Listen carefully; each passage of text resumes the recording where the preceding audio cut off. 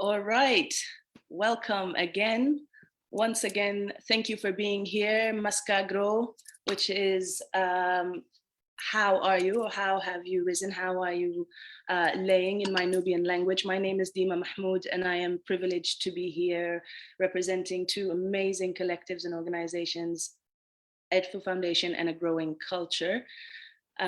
We are here to discuss a topic, an issue that continues to be pushed to the side.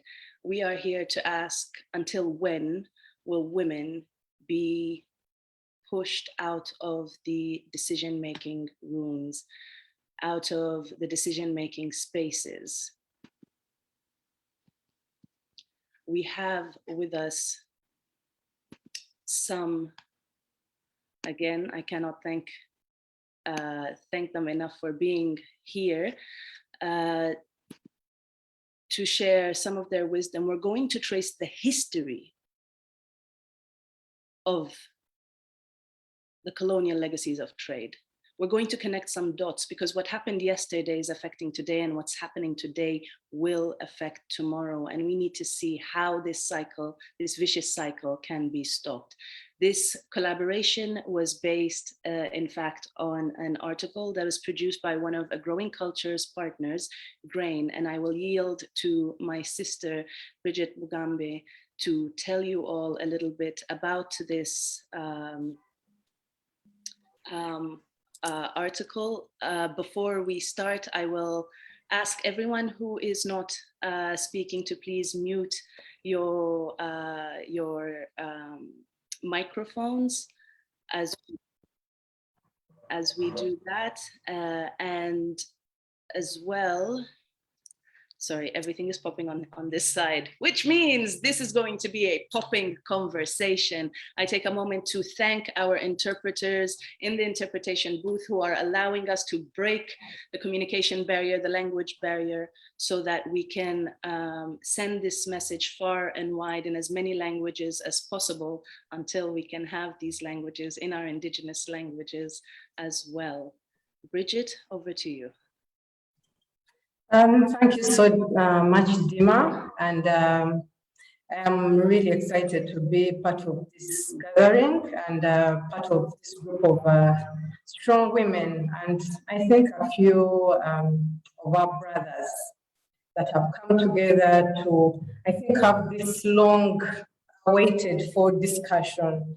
I know women, we all know women are central to so many things. And I'm not saying this because most of us here are women, but I think it's a fact. And I think it's inevitable that we get to a point where we discuss the role of women in trade, in our economy, and in different aspects of developing Africa and of course other parts of the world. My name is Bridget Mugambe, and I work with the Alliance for Food Sovereignty in Africa, one of the organizers of this event.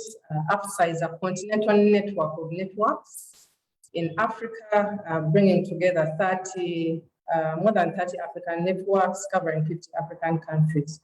Our core is food sovereignty, and of course therein lies issues of trade. And yes, Dima, you've asked me to speak to the article that was developed by Grain, which is quite excellent. And I will not go through detail by detail, but just to give an overview that brings us to this discussion. We all know that trade is an integral aspect of our lives, like I've mentioned, and in one way or another, we engage in trade. And as Africa is now moving strongly, to harmonize its trade frameworks, especially through the free continental trade area, and also opening up more to free trade agreements, especially with Western governments. There are a number of questions that are coming up. There are a number of key questions that we need to ask, and we need to bring to the table and discuss and try to find solutions to. Some of the questions that I feel we should discuss in this session, but also as we move forward in other discussions to come, because I know this is a first of many others to come. What kind of trade do we want for Africa? Who is benefiting, from this trade? How are those that are most vulnerable, especially the women, undeniably, those in rural areas, how are they impacted? How do they fit on the decision table, where trade agreements are being done, are being signed, are being taken. And for me, this is very critical because we need to go beyond the agreements that we're having now, scrutinizing them, criticizing them, or appreciating them, but also understanding, what is the legacy, where does this come from, what is the history, and I'm really, really excited to listen to that discussion. And the paper that Brain has so well researched and put together on women and trade and free trade agreements brings out challenges around privatization of resources, including seeds, water, land, all in the name of trade and investment in Africa. So I am hoping, and I am sure those are some of the things that we are going to hear with our very excellent and powerful panel of women that is going to speak to us. Issues around exploitation of labor. It is not, it's an exposed fact that, women are the most exploited in terms of providing labor on plantations. We all know the story of plantations in Africa and how women have become victims of this kind of labor in terms of health, in terms of livelihoods, in terms of domestic violence. So we really, really need to get to the core of this and have this discussion. There are issues around local markets. Who is benefiting from trade? How are the trade agreements, impacting on women? Who are the key players within local markets, especially in Africa? So I really hope and expect that we will have these discussions, we'll have this put on the table, and we'll be able to interrogate some of these questions. Of course, we also recognize the role of international corporations and governments from the global north, and that is why it's very critical that we connect with colleagues and friends from the diaspora, so that we can also interrogate this link, also come up with, hopefully, with suggestions on how do we work together, how do we further strengthen, the positive role of women in the trade that we want for Africa. And of course, also, as I conclude, I take the opportunity to recognize the brains behind this, AFSA, Growing Culture, bilaterals.org, EDFU Foundation, Brain, Siatini, Ja from Mozambique, and all our colleagues and the powerful women and men that are part of this conversation. Thank you so much, Dima, and thank you everyone for giving me a few minutes to speak to you.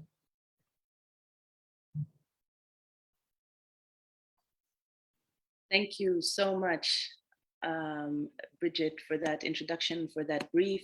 We have put the link for the article in the chat box. Please do share it. Please read it, please share it, please, please, please ask more questions.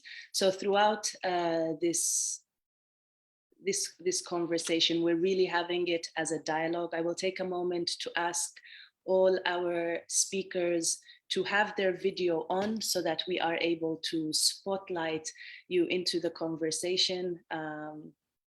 Really, there's no room for formalities. So as much as I would like to sit and introduce each of you in all the glory that you well deserve and earn, and your respective organizations that you work with, we're not going to do that.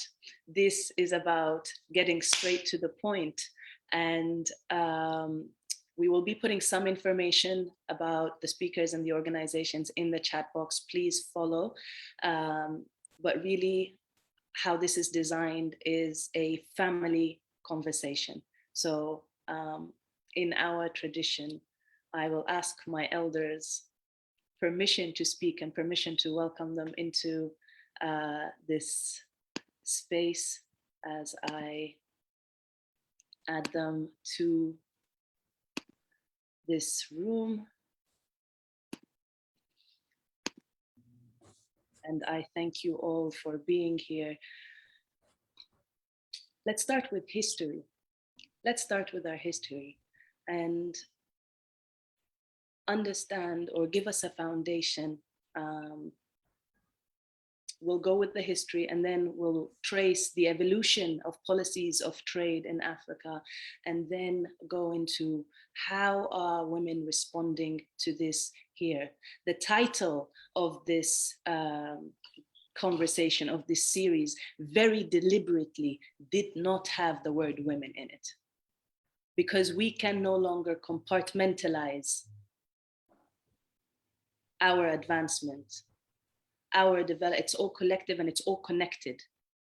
So this isn't just about women. Everything that is about women is about everything and everyone else.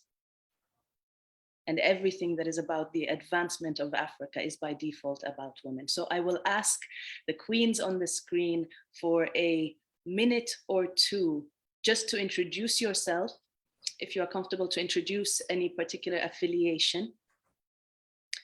And one thing you want our audience, our members from around the world, to keep in mind as we have this conversation. Madame Jane, I start with you.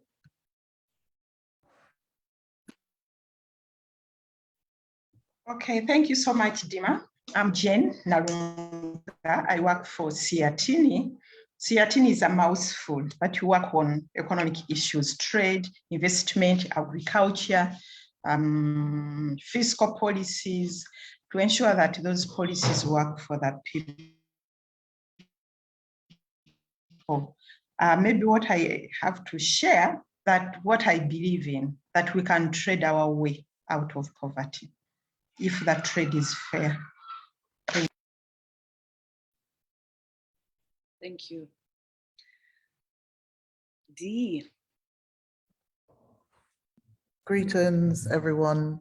And much in the same way that Dima says she will ask her elders, I am going to ask our ancestors to come into the space, because we are standing on their shoulders. We have their blood running through our veins, and we must thank them because they fought and died for our liberty. And in this space, I will describe myself as the dispossessed, the daughter of enslaved Africans and indigenous peoples, as well as Europeans. And I was born in the belly of the beast, London in England. And my parents are from the Caribbean, and I have grandparents from different Caribbean islands, as well as from Europe. And my work is around justice and about stewarding the earth. And that means I work in several different organizations, which we'll come to speak about. So I think one thing we need to remember is that we have knowledge that was lost, that has been co-opted, that has been erased, that has been stolen. And as part of decolonization, we need to be reclaiming that and standing strong in that.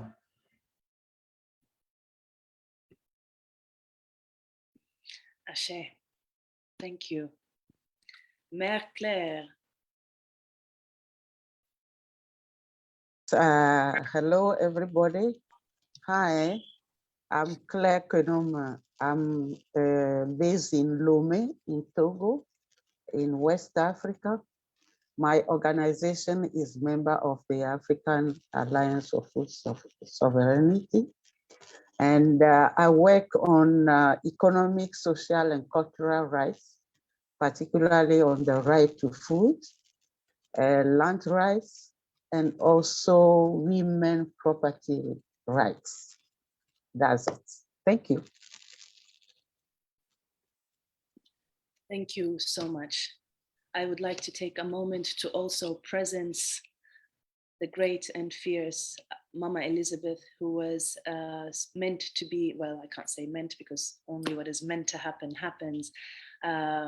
She was going to be joining this conversation and sharing her wisdom and her immense efforts towards food and seed sovereignty in Africa. She unfortunately cannot join us, but we presence her and presence her work and look forward to continuing to learn from her and work alongside each other in this space. Let me preface by saying this is part of a series. So this is only part one, and the goal is to start the conversation, but it will continue. We'll have more details on that later on as we speak. Please, if you have questions, ask more questions. You have the Q&A button at the bottom of the Zoom if you would like to direct a specific question to any of our speakers, but also feel free to use the chat box as well. So as we said, we start with the history, and I will yield to Madame Jane to tell us a little bit about the history of trade on the continent. What do we know? What do most people not know? And how have we come here? How have we ended up here where we are today? Wow, Dima, that's really complicated. You know, when I was preparing for this talk, you know, I said, now, where do I start? You know, we are talking about a continent, or, you know, a history going back to, you know, ages and ages, but I would try. And thank you so much, Dima, Suzanne, Bridget, the entire team, you know. And when I look at you people, I feel really happy, young people, you know, bringing us together to discuss these issues. By the way, I'm based in Uganda. I'm born and bred in Uganda, a true Ugandan, a true African. Now, what I'm going to do, I'm going to just give a brief sketchy history of trade on the continent.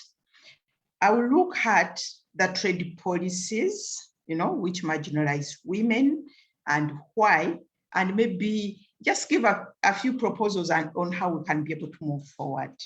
As you all know, trade is about the exchange of goods and services between an entity and between people. You know, it might be for monetary reasons, but it can also be just barter exchanging. And we can see this going far back, even when our ancestors were hunters and gatherers. They used to exchange, you know. So trade is an integral part of communities, an integral part of the people. And, you know, there's a misconception that trade started with a transatlantic trade, the slave trade, that's where people start from. But trade has evolved over time on our continent, you know. Like I said, from when we are hunters and gatherers, the pre-colonial period to the colonial period, and even where we are now, the post-colonial period. So we have a rich history of trade on the continent, very, very rich, which I won't go into, with trade routes in Northern Africa, you know, Dima, your ancestors, you know, going to trade with Egypt, going even to China, the Arab Peninsula. That history is there. On the East African continent, you know, trading on the coast, the Swahili traders coming inwards. But even before then, we have a history of communities, you know, trading. In my own country, Uganda, you know, we have communities, the Banyoro, the Baganda making backcloths from trees, backcloths, very beautiful, trading with the Banyoro. The Banyoro used to be ironsmiths, making iron implements, spears and hoes. And there used to be this exchange with salt, tobacco, and all that. So we have a rich, rich history of trade on the continent. But what I want to point out clearly, that before colonialism, our trade, intra-Africa trade, was there, very vibrant, you know. So when you look at the CFTA saying we intra-regional trade and so on, it was there. And we used to trade in manufactured products, iron, clothes, you know. So we need to bear that in mind, you know. But the intensity of trade on the continent corresponded with the opening up of the continent to, you know, to outsiders, you know, to Arab traders who undertook slave trade, but also other trade like, you know, tusks and ivory and gold and all that. But what I want to say, you know, when you look at our trade, pre-colonial and also colonial and post-colonial trade, our trade with the rest of the world is characterized by the externalization of resources from Africa to outside. In fact, that's how we are integrated into the global economy as exporters of raw materials and importers of finished products. So when you look at right from slave trade, when we started trading ivory, slaves, then we went into coffee, cocoa, tea, cotton. We used to get mirrors, beads, you know. Now we are getting other manufactured products. And that's why almost all African countries are running a trade deficit, because we are sending raw materials, getting finished products. But with those raw materials, we are sending the jobs, our sweat, women's sweat, that in mind. So it hasn't changed. Africa's position in the global economy hasn't changed at all. So that's a painting the history of trade, you know, on the continent. I just want to talk about the rules of the game. Each game has rules, but who sets the rules of the game? Because they are rules, whether they are written explicitly or implicitly. Any game, like now we have a game. Dima is the one telling us, you do that, you do that, you do that one.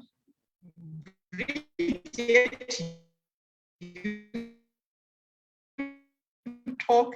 Those are the rules of the game. Them, you know. So any game has rules of that game, but who sets that game? In the modern world, we want to go back to the colonial, because even then there were rules of that game. You know, how do we trade? You know, if I give you 10 buckloss, how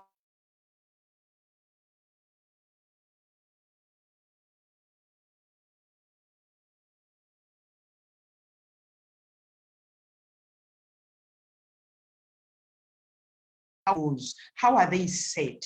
Trade rules are either negotiated or they are imposed through conditionalities.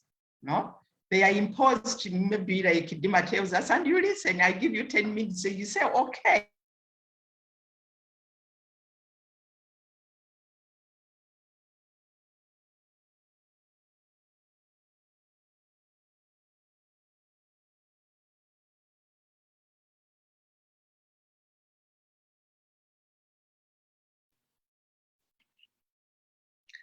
It would seem we have lost the connection. The tech gremlins are here and present. We see you, we're not going anywhere. Proof of the power that is coming through this conversation, more and more so. Oh, there we are. I'm back, you know, and those are challenges of being consumers of things which are made outside. And when we say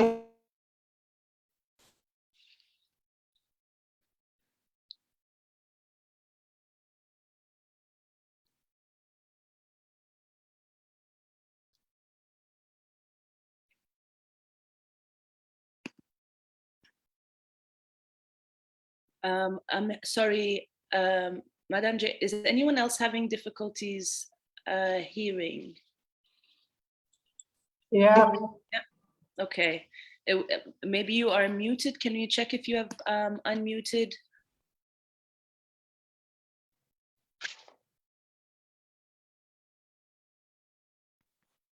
Is that okay? Yes. Okay, so I was looking at the trade rules and the ideology. The ideology behind the trade rules are the neoliberal ideology that we have to open up our economy. When you liberalize, you are better off. When you are privatized, the private sector is more efficient. And then you deregulate, let government get out of development. And this ideology has also been behind the trade rules and the trade agreements. And we have seen these agreements and conditionalities being pushed on Africa by the World Bank, the IMF, when they are providing loans to Africa. We have seen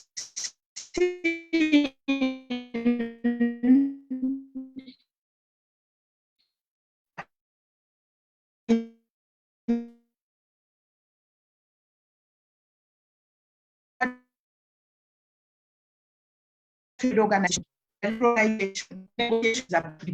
so economic partnership agreements, it's also about, can you hear me? We are having some difficulties with the audio, so perhaps we will give the Ugandan internet a little break, a respite, if you will, for it to adapt to this strength that is coming from your voice. And perhaps I will yield the conversation. Thank you so much, Madame Jane, for these insights and more to build on them to as we move forward with this conversation. And it's not just a brief history, this is quite a mosaic, really. And Queen D, you and I, we speak a bit about the relentless efforts of erasing the ugly side of trade. And it is Black History Month in the UK. Tell us a little bit about the many, many legacies of trade affecting Africa today and her diaspora. How do you see it? Okay. So I know Jane touched briefly on sort of the transatlantic trade of people who were enslaved, millions. It's estimated that 15 million people were transported to the Americas. How many more people died crossing? We don't know. But when we talk about trade, we have to talk about ourselves as African peoples, as African heritage peoples who were and still considered commodities. Traded, for our bodies, for our skills, for our knowledge, and that still happens today. Our global food system is basically the plantation system where we're extracted from both in Africa and in the diaspora. Our people are still enslaved. We have children in sort of cacao plantations who are enslaved. We have thousands of people who work in Europe who pick food in fields and live in atrocious conditions. We have Caribbean people and people from South and Central America, African heritage people who travel to North America and to Britain in terms of our food system. But beyond that, you know, we are subjected to the major legacy of trade, which is racism.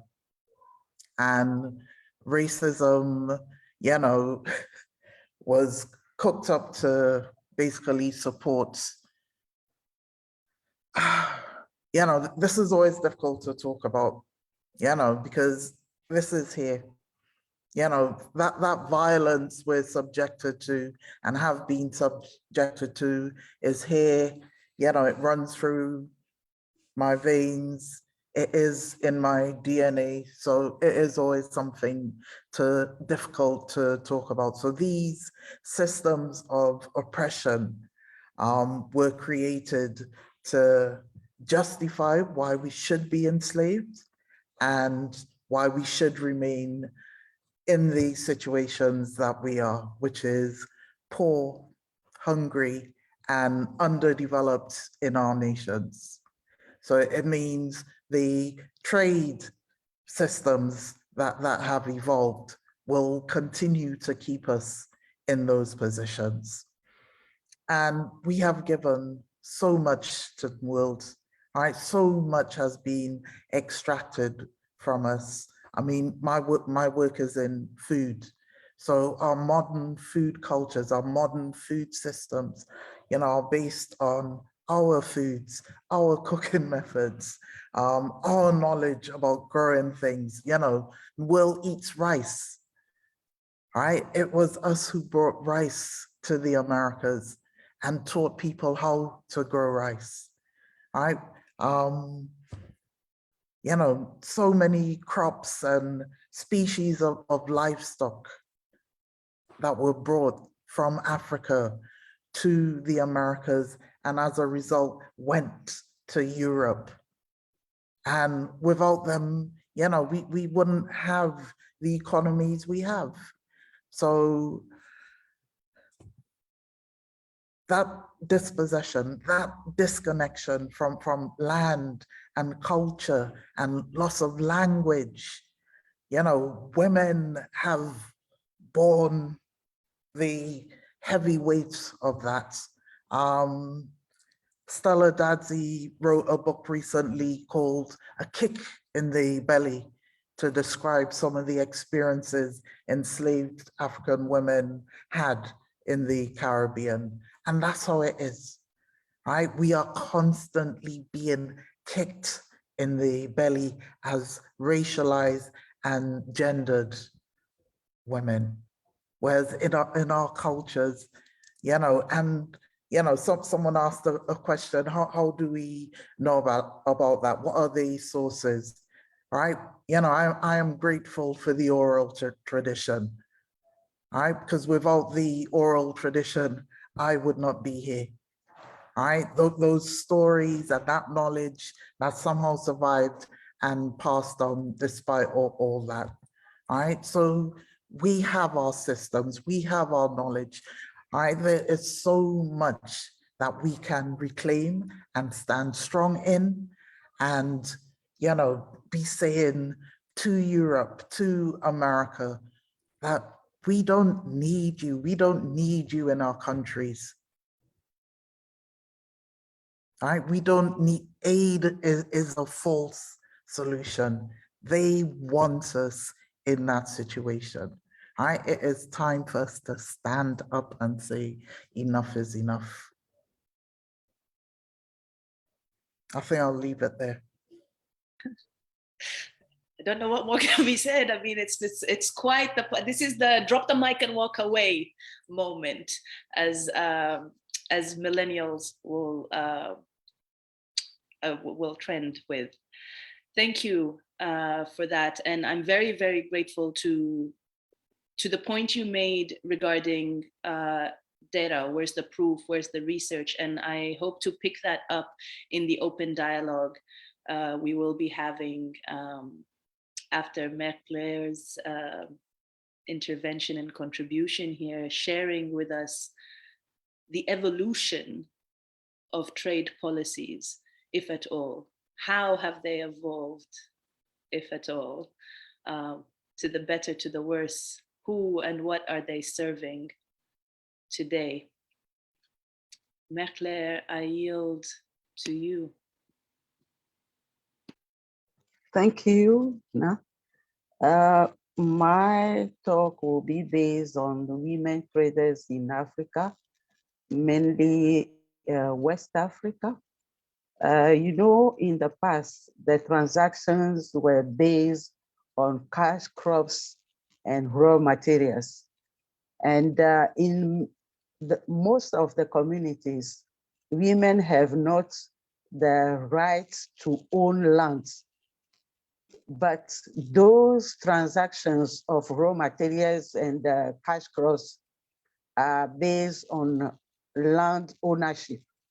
So women are not in this, were not in these transactions.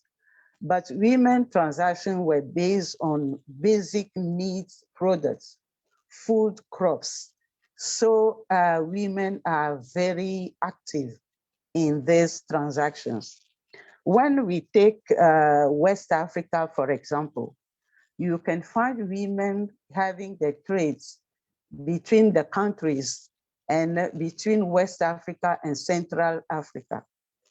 And we have the famous markets in West Africa, such as the markets of Lomé in Togo. We call it Adawarato. We have the Mokola markets in Accra in Ghana. We have the Dantokpa markets in Benin, in Cotonou. So women used to have their transactions on these markets, and they mostly travel by road, going from one country to the other, from one capital to the other, from one big market city to the other, and they sell their goods. And I say those goods are necessarily and mostly basic needs products and food products. And in the past as well, people were, I said, exported and imported by the colonizers to work in different countries. For example, you can find people from Togo, Benin, working in other countries like Congo, DRC, Congo, Brazzaville, Cameroon. And men went there, taken by the colonizers and even after the independence to work there in working as teachers, nurses, doctors, telecommunication workers. And in Togo especially, and in Benin, they came back to get married based on social and the cultural consideration. They will not get married in the country they were working. So they come back and get married, take wife in their own country. And these wives, when they go to the countries where the men were working, these women started the trades of basic needs products and food products. And this brought them to develop their economic activities. When they come for holidays, they take the products of the country they are living in and come and sell in their native country. And when they go back, they take products from their own country to sell in the countries their husbands are working in. And they took the habit of dealing with these transactions, and they know the countries from Togo to Ghana to Nigeria to Niger and so on. And there are specific products they trade on. For example, even presently, the coastal countries, they go and take onion, for example, spices from Niger, northern Nigeria, and bring this to the coastal markets. Even you can see now women leaving Togo and go to Niger and Burkina Faso for onion, for tomatoes, and they come and sell. Apart from that, when I say basic needs products, you have the clothing products, you have the, let's say, services products that women can use and bring to their own countries. I said that they travel by road and going from one place to the other, from one country to the other. And I quoted also the famous market in the sub-region. And this transaction, they have some difficulties on the way as well. And this is the reason why in West Africa, we have the ECOWAS Declaration on People and Goods Free Movements in the community. But most of the time, people, the women have some difficulties. They suffer, they have the harassment on the roads, there is corruption, and there are also non-official taxes, and also there are too many control bodies on the way. And this influenced so much the work, the economic activities of the women. But what I can say is that women are key player in the economy of the region, the sub-region and the region. When I take West Africa, Central Africa, and others, women are the key players. And when the activities are there, they need to have those transactions so that they can push the economy of the countries. I can also say that women economic activities in West Africa, for example, these activities constitute a tool to fight poverty and hunger in the countries. When those women are not there for the transaction, the economy of the countries cannot go properly because there is women with their transactions, they feed the families, they feed the communities, and they have a key role to play in the economy of the countries, especially for foodstuffs and basic need products. But most of the time, when the decisions are being made, they are being taken, they are not consulted. But these women are really powerful women. I think you heard about women traders in Togo who are called Nana Benz, and they are really famous and in the economy of the country. I can stop for this, and thank you for listening.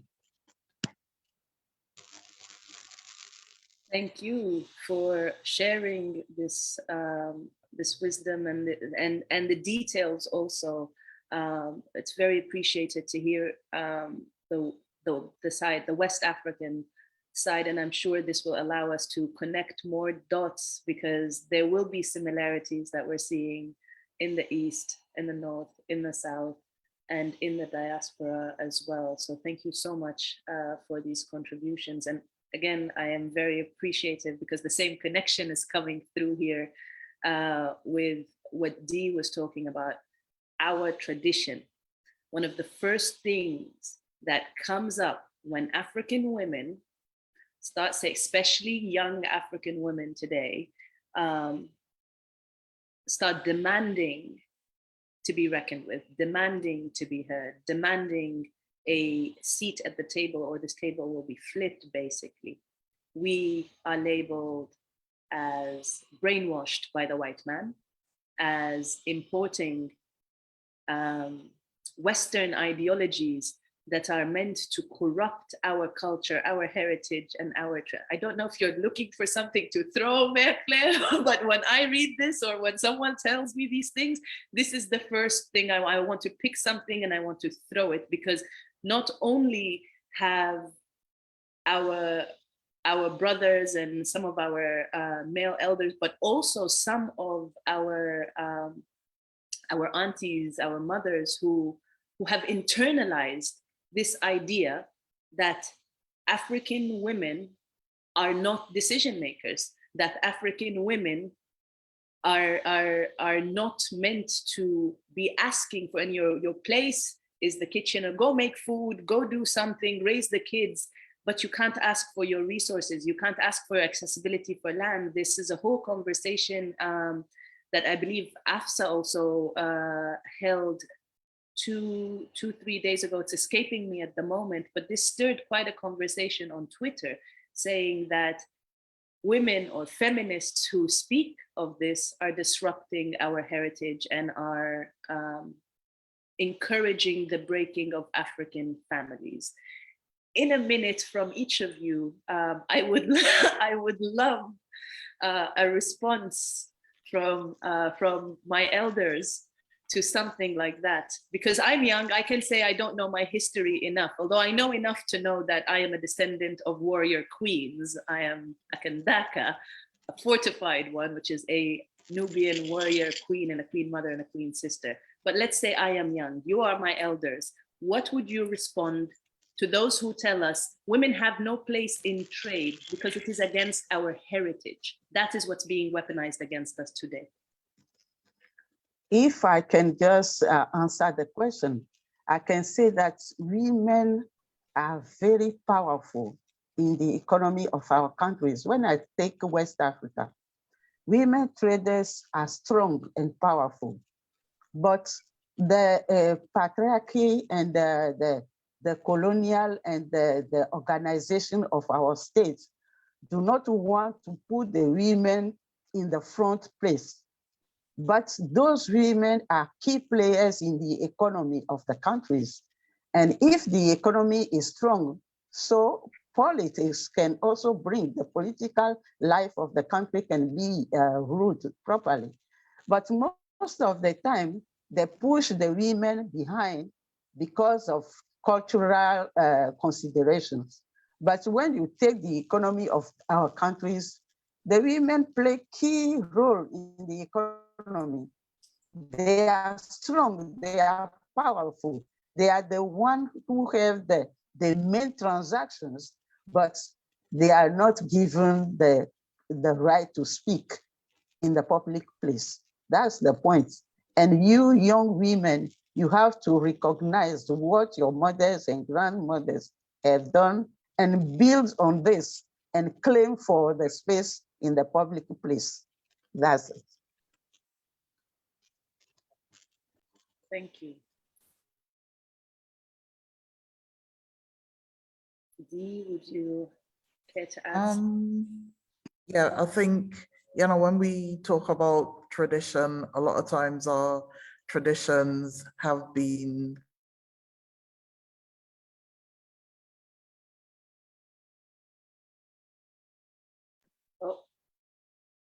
I don't know.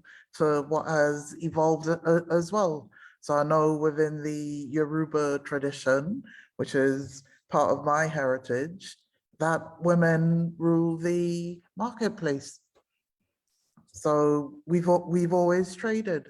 And if you looked in the Caribbean and South America and even North America, it is women, right, who have traded, and you know, women have kept economies going because men were in fields, men were, you know, at war. It is women who have kept things going. So, you know, yeah, we need to build on that. We need to build on that. And it is about smashing the patriarchy, and our feminism or womanism isn't a white feminism.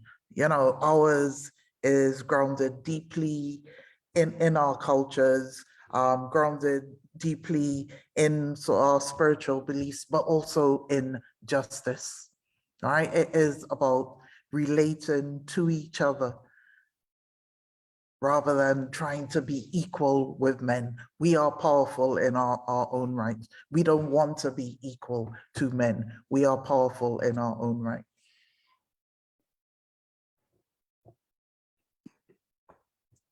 I see Madame Jane nodding and ready with some. I just wanted to say the reality on the ground, really, it shows that women are already there in trade, And when you listen to what my sister Claire has said about, women traders in West Africa, in Togo, the Nana Benzes, those of you who have been into the Mokola market, almost 90% there of the people there are women, very vibrant market.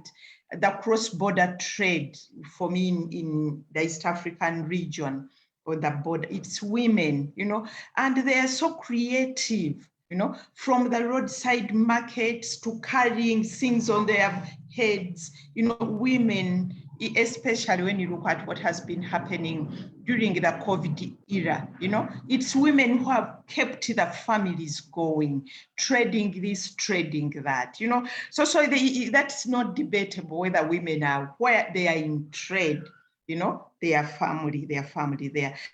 But what we need to do is to look at the policy environment, because our policies are gender blind completely. What's good for the goose is good for the gander, So we need to address that.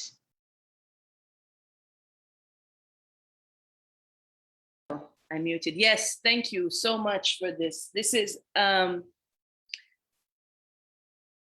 despite pointing to the many very valid points that were all raised, very true points that were all raised here, that women have done it, continue to do it, are still doing it, and want to do it better and more. This is still an issue of contention, in many ways, saying that tradition hinders women. And so we're seeing some of the questions and the comments in the chat. I take a moment to thank all our participants who are sharing these questions, and perhaps now is a good time to open this dialogue into a more solution-based conversation. How do we do better?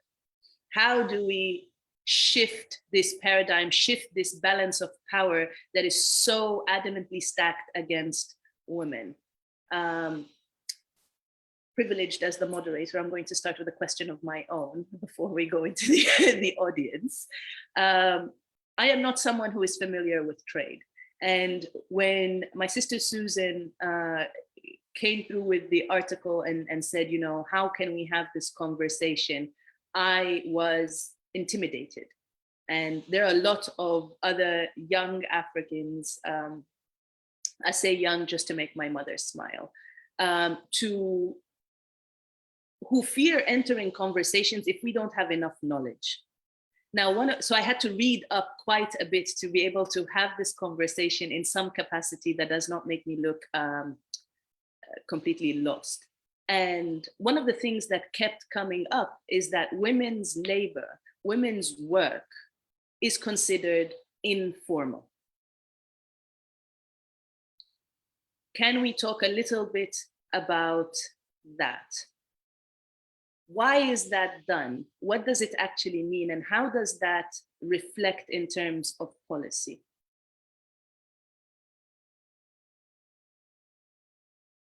And this is an open dialogue, so feel free to unmute and go with the answer. Is that something that's coming from colonialism? Because, from the research I've undertaken, African women and our work has always been valued. Yet within sort of this modern globalized world, women are not valued. Our work is not valued. Bringing up children is not valued. Caring work is not valued. And, education, we're not deemed worthy enough to be educated. And all those are policy issues around gender equality. And, there've been generations of women before me who've fought for that equality and for our work to be recognized, and there are women who will come after me to do that. What we're dealing with is power and how we relate to power. As Black women, we have that intersectionality that includes race as well. So, you know, it's like, we're not worthy, we're not seen as human to be valued, right? We're still being seen as commodities who can be used. And until we change that, nothing else will change. Thank you. Thank you so much. Mekler, I'm Yes, wondering if yes. If I can just answer your question, is I agree with Dee when she said that women are caretakers. Women take care of the whole family, the community. And most of the time, their caretakers' work is not valued as such, as useful as core work in the community. This is the reason why when they have the trade, people consider this trade as being in the informal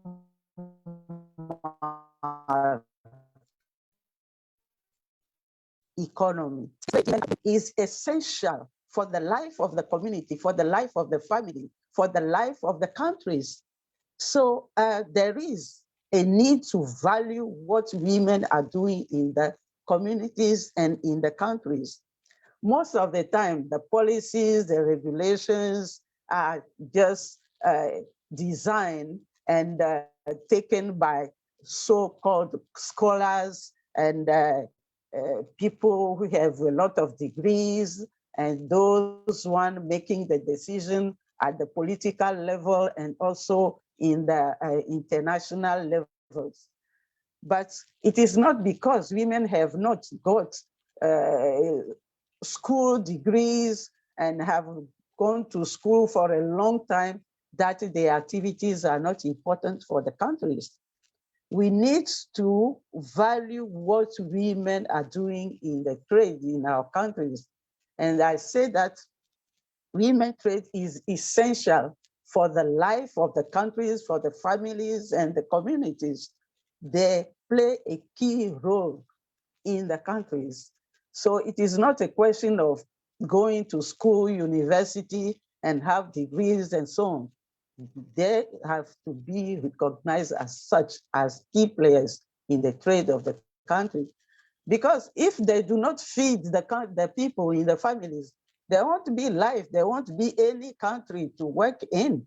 So their role is crucial and essential. And there is a need to value it and not to take it as informal economy. And those people sitting in the offices here and there, considering that women are not playing their role. They do, and they are essential in the economy, even in the political life of the countries. And they have to be considered.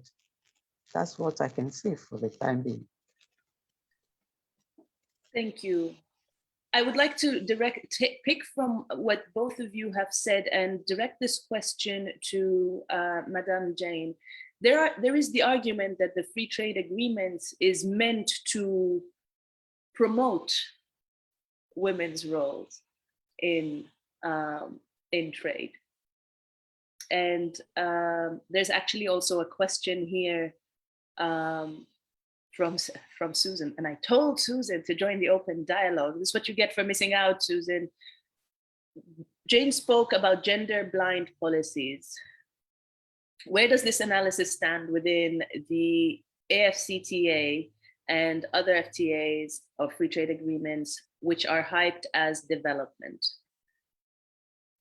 Are these okay? Thank you so much, Dima. Thank you. Okay. Thank you so much, Dima, and thanks, Susan, for that question. When you look at the trade agreements, all trade agreements are purportedly supposed to work for women, for the people, for development. which isn't really true because we have signed so many agreements, would be out of poverty. But what I wanted to say really is that it's important to, because for example, the CFTA is based on liberalization, reduce tariffs, open up. And the question is whether when you open up, women will be able to participate more, which is really not true. You know, so the entire makeup of the continental free trade area is not right, not for the women, but also for the entire continent, you know, even men and women. The small scale, medium SMEs won't be able to compete with bigger companies. But the challenge is how this is being addressed. For example, in the continental free trade area, they have come up with a youth and women protocol.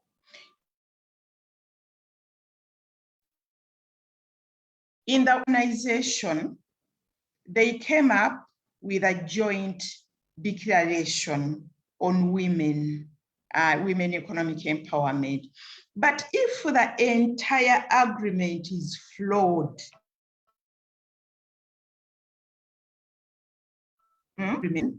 whether you put a women protocol, that agreement won't work for women.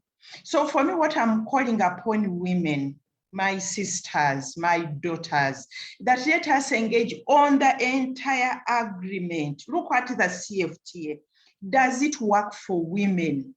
Because if it isn't, a standalone women protocol won't work for women. And I have seen this in the free trade agreements.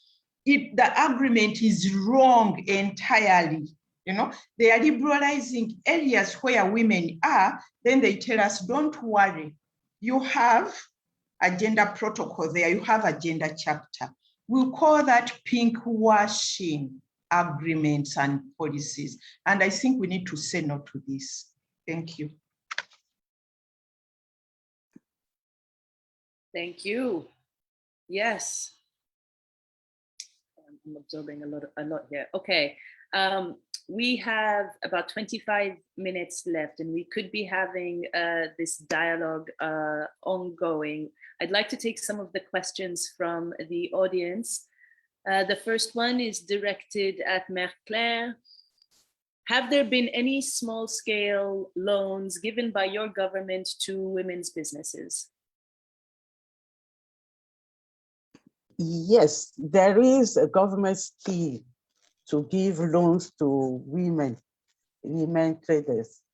But we find that the government is not doing much. There are rather a lot of microfinance schemes around these government program. And those microfinance scheme, or let's say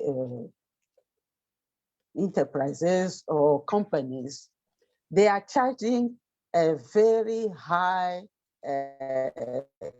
interest rate.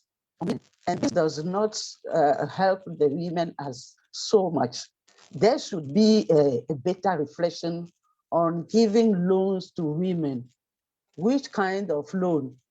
Is it only microcredit? Why don't women have loans as such in the banks, and the banks consider the women trade? Because in our country now, women are at all levels. You have the petty trades and you have the international and intercontinental trade as well. And governments should think about this and organize this more appropriately so that women trade is something that is facilitated for the women, because most of the women, they are strong and powerful in the trade, but there are a lot of difficulties. They have to fight seriously in order to keep the pace. And this one, I think, as Jane said, this protocol in the free trades in the continent for women. Does it work for women? Did they consider the women, the realities of the women economic activities before they took this protocol? So we need to go through deeply in this thing and find where it works for the women or not. Yes, thank you.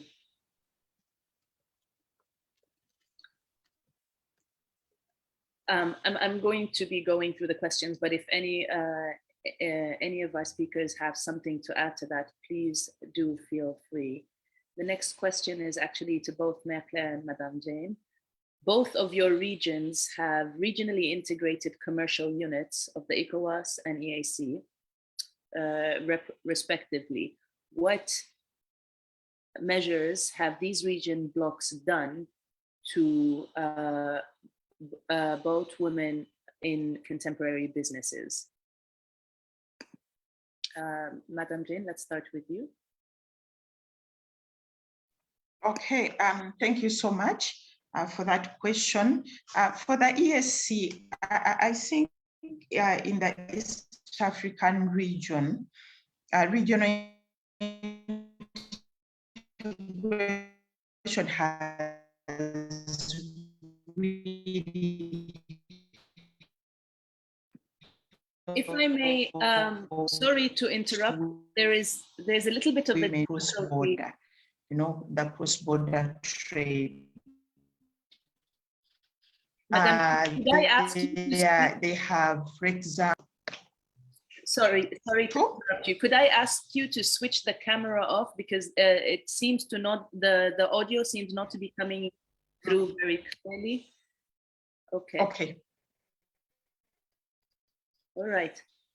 Sorry, please go ahead. Thank you. Maybe this is better. So what I was saying, East African region, regional integration has really helped women cross-border traders.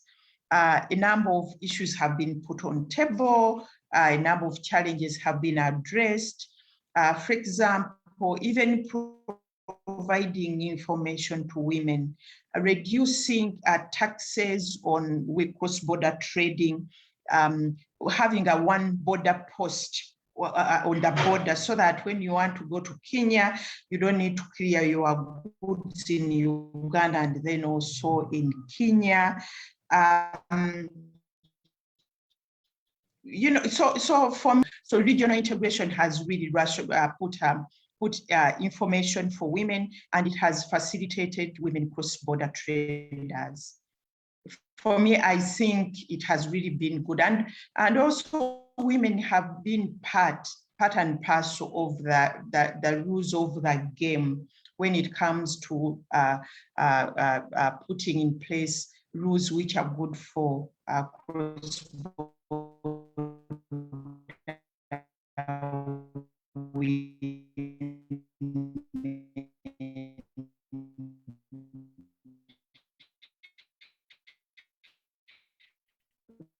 For me, I think it had women. Thank you. Thank you so much. Mère Claire, do you have something you would like to add to the context? Yes, I can say that women are present in the trades, even in the past, and now they are improving their position in the trade transactions. But there is a need to, let's say, help and support them so that they can improve their activities. I've just said that women are at all levels, from the petty trade, selling at the side of the street in the market, local markets, up to international transactions. There are many women traders going to, let's say, involved in trade with Europe, America, and China now. But what are the facilities that those, let's say, the governments and let's say financial institutions are given to them? There needs also to have insurance to support their transactions. And these are, I say, the new generation have to help the older generation in order to sustain women trades in Africa. Yes, we will be having more of that part of the dialogue in part 2 of this series as we look more into engaging the diaspora. Thank you for this. And actually the next question is the perfect tie-in and is a question to Dee. What is the role of women in the diaspora in advancing women emancipation and women empowerment? Okay, I think one, we have to use our Western privilege to get into those spaces, to be in positions of authority so that we can be influencing and shaping the policy. So my interest in sort of trade only emerged in the last couple of years because of the impacts of imports from Africa to the UK, and in terms of Brexit and the sort of trading agreements that were being made. So it is for us to be advocating for decent or not even decent, just policies so that our people are not impacted negatively. So, but there are very few of us in that space, and we need more people in those spaces, from the global level at the UN to various country level spaces. We need more of us, and you don't need a degree. I don't have any degrees. I'm just an ordinary person with a lot to say. So we need more people, and we need to be mentoring our younger people to be able to function in these spaces.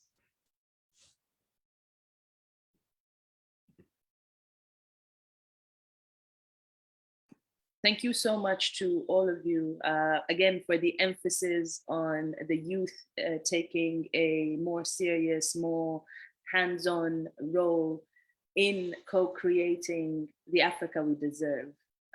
And I say the Africa we deserve and not go with the slogan of the African Union of the Africa we want, because I personally don't know who we is when the African Union speaks. They're not representing me, that's for sure. They don't represent young people like myself asking these questions. So your encouragement and your openness to have this dialogue, to take this time from your day, from all the important work that you are doing, to share with us tips on how to strengthen our knowledge and how to better come together, and how we can learn from our past to impact our future, our present and our future, is highly appreciated. And I'm very, very grateful. I suppose we can yield the last few minutes to a question that is more general, and we can include the brothers in in addressing that. How do these agreements not just impact women? Because again, we say if it's impacting women, it's impacting everyone. But how do they more deliberately impact smallholder farmers, informal traders? How are they affecting the works of the indigenous peasants, whether it's, and I'll speak just from my background and my work with food sovereignty through a growing culture. How is it impacting indigenous seed sharing, indigenous seed caping? How is that being affected? And I yield to Madame Jane. Perhaps you would like to add something to this. I know this is some of the work that Siatini does as well, Siatini Uganda. Okay, thank you so much, Dima. Maybe I can also take the question of Erika, who was asking how we can be able to make the CFTA work maybe for small scale producers and for women traders. When it comes to the CFTA, I think it's really, really important that the CFTA looks at production, because when you look at the CFTA, it's talking about liberalize trade. But we need to have something to trade in. We are not going to recycle things which are coming from China. You know, we need to produce, we need to add value, we need to trade among ourselves. So production is very, very critical. And maybe I will also share a statement as Africa Trade Network, which we developed for the Africa Union, consider this issue of production and of ensuring environment sustainability of smallholder farmers and also the small petty traders. So, and also another issue which we need to look at is the capacity of our medium and MSMEs to trade. You know, take an example of standards. Issue of you can't trade without standards. You know, but our MSMEs don't know anything about standards. Then lastly is the issue of the way the negotiations have been done. For example, we have liberalized 90% of our trade. That's what we are supposed to liberalize. 7% for maybe a period of 5 years. And then we are protecting 3%. But it's very, very important for us to know what are those products which we want to protect. You know, we go back to Dima, what you are saying. These are the products which are supporting our food security, our rural development. And that's where women have to come in to say, you know what, if you are taking the 90%, the 3% is about this, you know, about our food security, our food sovereignty. But you find that the way that the negotiations were done, the women are not there. In fact, there are very few people who have been on that table to negotiate the CFTA. And that's the pity, really, you know. So we need to be on that table. And as they say, either you're on that table or you're on the menu. And we are going to end up on that menu being eaten up, which is really a pity. So we need to see where the negotiations are and see whether we can be able to make our voices heard in this process. Thank you.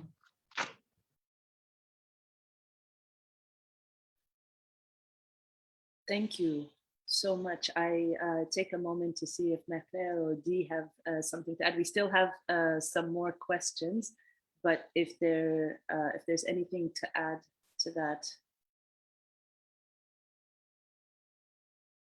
Yes, I agree. We need to have that seat at the table, but we also need to be creating the alternative and setting our own tables, because I personally do not want to be part of a system that will never consider us or value us.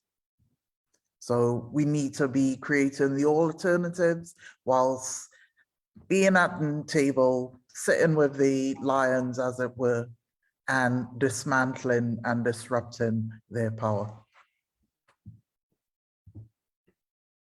Thank you. Speaking more to that. Well, I see Mafer moving. No. One of the questions we have here is how best can we maximize contribution of matriarchy or maternalistic ideologies while minimizing the disempowering narratives of patriarchy and paternalistic stereotyping attitudes and cultural experiences? Now that's a loaded question if I've seen one ever. Mère-Claire, would you like to take a stab at this question? It's true that we have patriarchy and laws in our countries, but also we have also the place of the women and the mothers in our communities and in our countries. And I've just said that women are very strong in Africa because they are the caretakers and they take care of everybody. And the question is to recognize the key role they are playing. And for this, we need to value the position of them in our countries, in our communities, in our families, instead of looking at the Western standards and the Western picture of the women in our countries. I agree with Dee that we need to create our alternative. We need to create our table and speak forwards and say that what is what we are doing. Here are our activities. This is our role in the countries. And we need to learn from indigenous knowledge. We need to learn from our communities' practices and value what is strong for the women. And this, we need to sit and reflect on it and let's say document and show to the countries for the decision leaders that we are here, we are there, we need to be considered. When they go there in the conference and taking their decisions, they need to listen to us. They need to build from the ground before they go there and negotiate or plan for policies. So we need to create our alternative, have our narrative, and also build up our table and push it forward. If not, they are just considering, when they say women in this free trade, they're considering those who have gone to the university, have big diplomas, and are trading with the banks and so on. But we need to consider the smallholder, the petty trader in our country. So that's what I think we need to do from now on. Yes, thank you. Thank you for voicing that and confirming it and affirming it, because reclaiming our power, reclaiming our narratives, reclaiming our truth. We hear these so many times. We're hearing now grants coming out for people to reclaim their narrative and reclaim the truth, but hardly any funding is available to revitalize our indigenous language. If we're not revitalizing our languages, how are we going to reclaim our narratives if our narratives are passed through oral histories? If our traditions are passed in, and then research to, not even research, but to allow us to sit and document, to sit and reflect, as you said, Mère Claire, this is a whole other conversation. And how these words then get used by us and against us at the same time, and by us against us. So when it's free trade or fair trade, what's fair? Fair to whom? Free from what? And how is it free? And when we start asking these questions, we come up with even bigger questions, that this language as a whole, these colonial languages that are used to construct these agreements, that our misleaders on the continent, I insist on calling them misleaders because they are only leading us into disarray. Our real leaders are on the street, are in the farms, are doing the work that you all are doing. As far as I'm concerned, you are our leaders. But those on the table, on the conference tables, when these organizing comes forward and says, let's have the Permanent Forum for People of African Descent that has been approved and will be held for the first time next year. No, some of the discussions are, do we want room for non-governmental organizations? Do we want room for civil society organizations? If this is a question you have to ask yourself, then really what these governments have to ask themselves is, where is the fear? What are you afraid of if these people are on the same table with you? Where is the fear here? And this is a conversation that I am hoping we can pick up on the 29th of October. Please do join us to continue the conversation, because there are a lot of schemes and these languages are being used to draw in the diaspora to draw in the younger Africans, the young continental Africans who have gone abroad to study and have gotten accustomed to a certain standard of living, and returning to the continent can be somewhat of a burden to some of them. So to attract them back with their knowledge, with their expertise, certain considerations are made, certain compromises are made, that you will not be coming back to the Africa you left. You will be coming back into a space where you will be comfortable and free and whatever it is that you've experienced once you've left this continent. And in this process, we are replicating harm. And in this process, we are gentrifying our Africa. And so these are conversations that I look forward to continuing to have. Please think of these questions to our audience joining us in this Zoom. If you are still here with us from the beginning, thank you for staying. We have shared the link. Please take a moment to register, share it with people, and join that conversation as we look at what does investment really look like? Why are these misleaders, are these African governments so desperately calling for investment from outside the continent, whether they are African diasporans or otherwise? Why are we not turning to our neighbors first? And if we are turning to our neighbors and they will say this is what the free trade area is about, where are the people who are creating these policies? So we have a lot more questions to ask, and this is just the beginning. And I'm so very grateful that we got to spark this conversation here with these wonderful, powerful, fierce matriarchs blessing the start of this conversation. And hopefully we can continue having it and continue organizing and building and growing together for the Africa we deserve. And with that, I say nothing more than thank you, peace and blessings to be upon you. I leave the last minute if you have anything to add. Or any last Thank you. Thank you. Thank you, everyone. Thank you. This is a good conversation. We start, we'll continue, and I hope we'll have more to say and to organize ourselves. Thank you. Yeah, definitely. And I'll leave you with the 4 R's: repatriation, restitution, reclamation, and reparations.